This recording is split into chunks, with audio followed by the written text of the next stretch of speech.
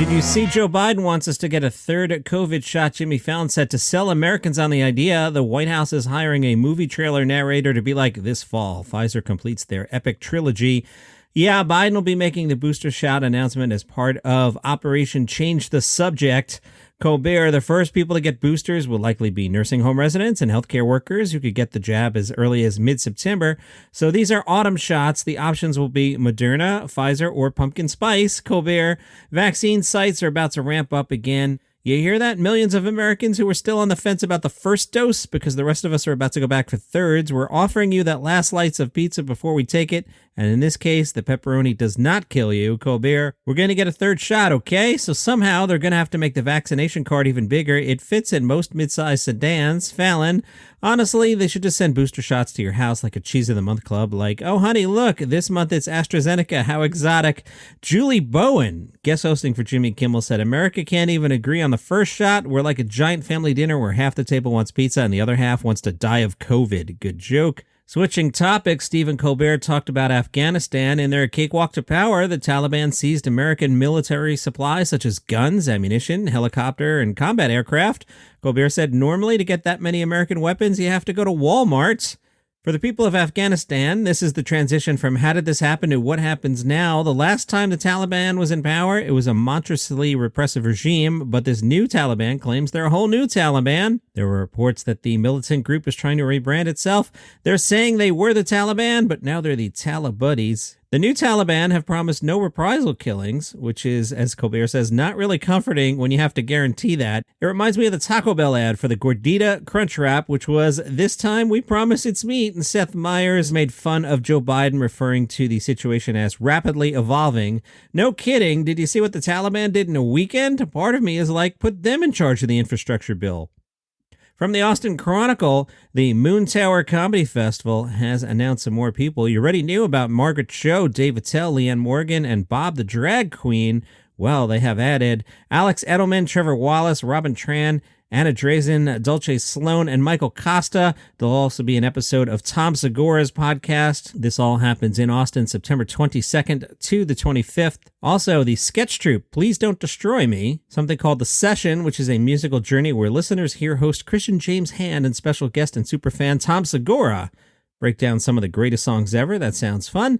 And the world premiere of Joyride, a documentary that captures frenemies and veteran comedians Dana Gold and Bobcat Goldthwait as they carefully navigate highways and their decades-old contentious friendship. That all sounds like a good time. Alex Edelman's one-man show, Just for Us, centers on his experience as a Jewish man attending a meeting of neo-Nazis in New York. More podcasts that'll be there. One is That's Messed Up, and Matt Braunger's This Might Help, and Jessica Kirson's Disgusting Help. And if you want to go head-to-head with your favorite comic, how about Wrists of Fury, an interactive foosball tournament that pits comedians versus fans and culminates with the winner playing world champion foosball player and comedian Kelsey Cook, who will provide game analysis alongside color commentators, the Sklar brothers.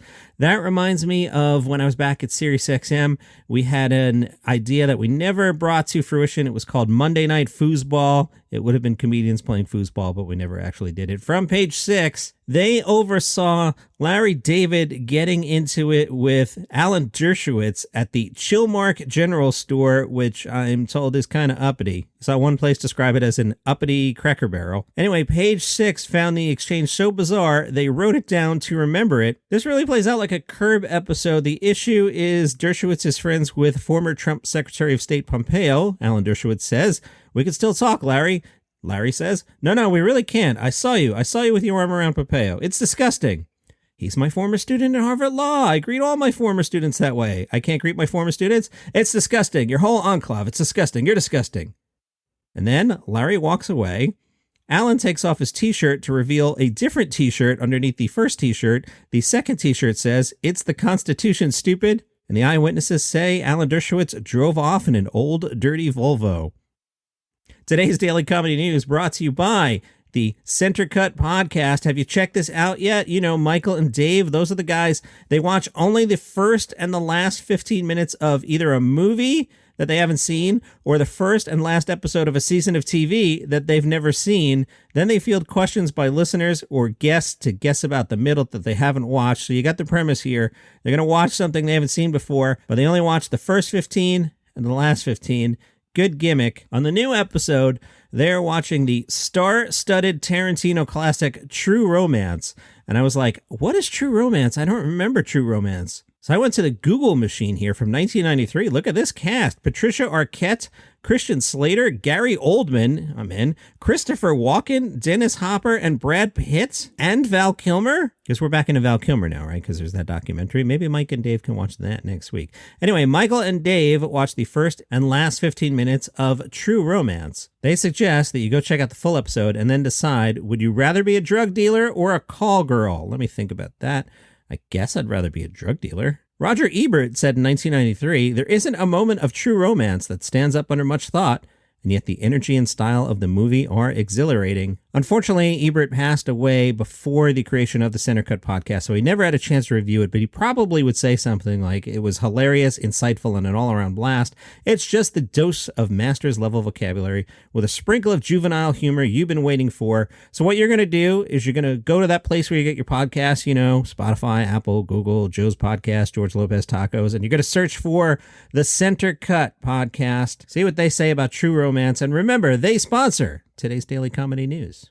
From Deadline, Sean Locke was a UK TV personality known for his deadpan style and appearances on panel shows such as 8 out of 10 Cats. He has passed away at the age of 58. He had been battling cancer. In the 2000s, he was nominated for the Perrier Comedy Award, and he won Best Live Comic at the British Comic Awards. He then became a regular on panel shows such as Have I Got News for You? And he was a mainstay on the Jimmy Carr hosted show 8 out of 10 Cats and the spin-off 8 out of 10 Cats Does Countdown. There was a lot of outpouring of love from the British comedy scene. I'll just do some of the names that Americans might know. Ricky Gervais said, such sad news, R.I.P. the great Sean Locke, one of the funniest, most influential comedians of a generation, a lovely man. Jimmy Carr said, brutal news about Sean Locke today. I loved him. I'm watching clips of him right now, laughing and crying. I'll miss him so much. Ross Noble, with the passing of Sean Locke, we have lost the best of the best. He made me laugh like few others do. A massive talent who made stand-up look effortless and approached his illness in the same no-nonsense way he approached life. A great loss. From ET Online, Iliza Shelsinger announced she is having a baby. She did this in the middle of a stand-up show in San Antonio, Texas. She told the crowd, oh my God, I can't believe this is happening. Recently, I had to move a lot of tickets because of a scheduling conflict, so I just wanted to say the scheduling conflict is because I've been working on a very big project, and you'll be able to see it in January. And then she rubbed her belly and lifted her shirt, showing off her growing baby bump and sharing that she's having a baby girl. The lights in the theater turned pink. Iliza said she was very nervous to share the news. I can't remember the last time I was nervous to do stand-up in the last 10 years. I was so nervous because I had to get through the whole set with this secret, and I didn't know if I really wanted to tell people. But what I didn't want was to be outed. And congratulations to SNL's Colin Jost and his wife, Scarlett Johansson. They have had a baby. Jost shared on Instagram a note that said, Okay, we had a baby. His name is Cosmo. We love him very much. My wife even knew about this and reminded me that Colin Jost is 39. It is his first child. Scarlett Johansson, 36, also has a 6-year-old daughter, Rose, from a previous marriage. Jost wrote on his Instagram page that privacy would be greatly appreciated and directed all inquiries to our publicist, and then gave Michael Che's Instagram address as the publicist. And that is your comedy news for today.